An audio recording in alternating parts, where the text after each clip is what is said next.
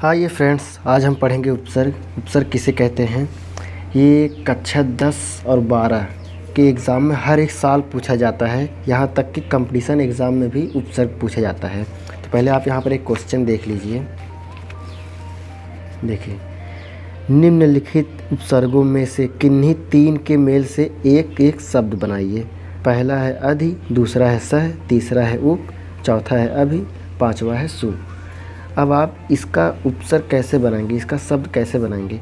कई लोगों को मालूम होता है कि उपसर्ग कैसे बनता है तो वो लोग बना लेंगे, लेकिन कुछ लोगों को उपसर्ग नहीं पता होता है कि उपसर्ग कैसे बनाया जाता है। तो उनके लिए वीडियो है, वो वीडियो पूरा ध्यान से देखें, उन्हें पक्का उपसर्ग अच्छे तरीके से समझ में आ जाएगा। तो आइए देखते हैं उपसर्ग किसे कहते हैं। तो पहले हम जान लेते हैं उपसर्ग क्या होता है।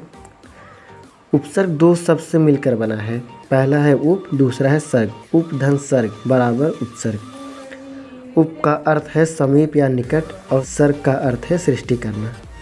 अब हम इसका एक बार परिभाषा देख लेते हैं तो ज़्यादा अच्छे से क्लियर होगा। वह शब्दांश या अव्यय जो किसी शब्द के आरंभ में जुड़कर उसके अर्थ में विशेषता ला दे या उसका अर्थ ही बदल दे, वह उपसर्ग कहलाता है। मतलब यह है, वह शब्दांश या अव्यय जो किसी शब्द के आरंभ में, मतलब कोई भी शब्द जो है उसके शुरुआत में ही जुड़कर उसके अर्थ में विशेषता ला दे, उस शब्द के शुरुआत में ही जुड़कर उसमें विशेषता ला दे या फिर उस शब्द का पूरा अर्थ ही बदल दे, उसे उपसर्ग कहते हैं। अब अगर आप उदाहरण थोड़ा देखेंगे तो और भी अच्छे से क्लियर हो जाएगा। जैसे देखिए, अभी मैंने आपको क्वेश्चन पेपर में दिखाया था, ऐसे ही था। अगर मैं यहाँ पर इस चीज़ को इस तरह बंद कर दूँ तो ये भी वैसे ही हो जाएगा। ये 4 हैं, इनके आपको उपसर्ग बनाने हैं। तो देखते हैं उपसर्ग ये। जैसे अ का हो गया अज्ञान, अपार, अमर।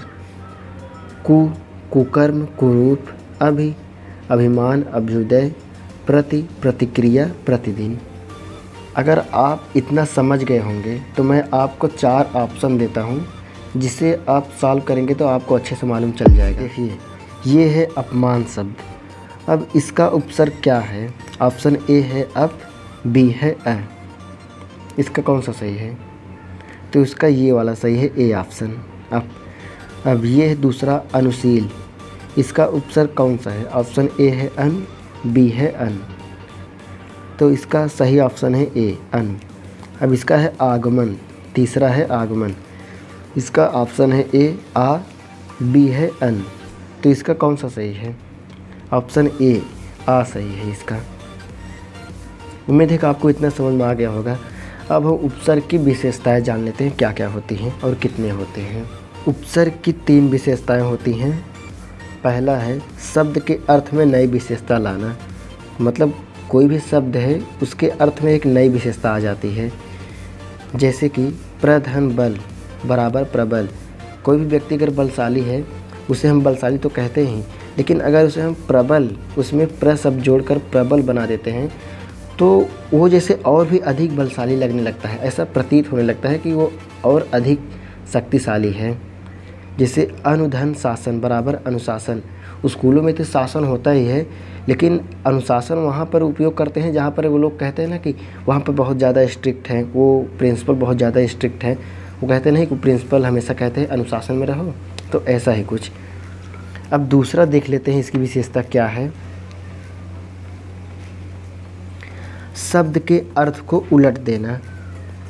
शब्द के अर्थ को उलट देना। जैसे अधन सत्य बराबर असत्य। पहले तो यहाँ पर सत्य था, सत्य मतलब सच बोलना या फिर सच। यहाँ पर अर्थ को उलट देना, मतलब अ जुड़ते ही यहाँ पर असत्य हो गया, सच का पूरी तरह से पलट गया, यहाँ पर झूठ बन गया। और यहाँ पर दूसरा है अधन ज्ञानी बराबर अज्ञानी।